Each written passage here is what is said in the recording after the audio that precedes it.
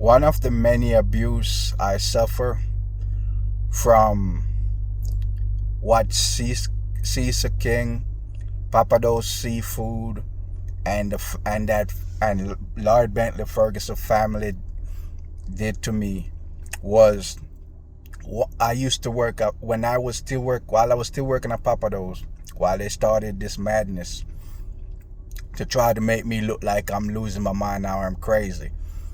I went to I used to go to Taco Cabana at night and eat, because on Pappadeaux, when we work Fridays and Saturday night, it would be so busy that after a shift, I just want something quick to eat. And one of the places I used to stop and eat was Taco Cabana. And when I went to Taco Cabana, and there was a Spanish guy there. He was looking at me all crazy, and I didn't pay that much attention. And then I noticed he walked over to a couple of the Spanish girls. It was like two Spanish girls, if I remember correctly, and they was looking at me and they started to laugh and stuff like that.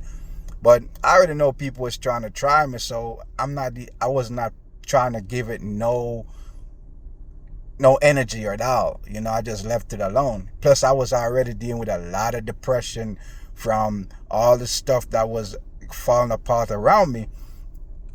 I ordered my food. It was chicken with rice and pico de gallo, stuff like that.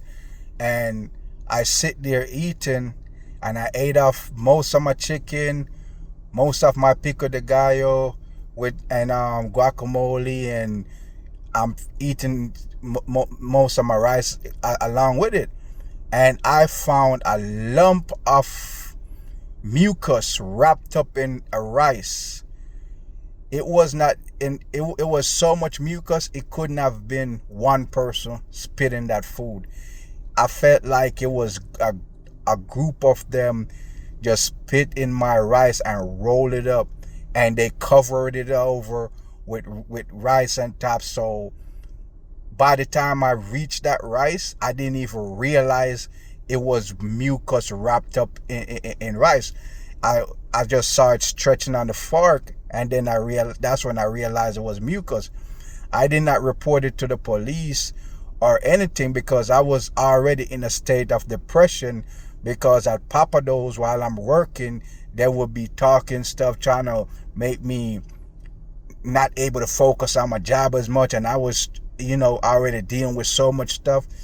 And so this is the wickedness of these Spanish people. They are passive aggressive. They like to do stuff to people, but they don't like to do when people do stuff to them.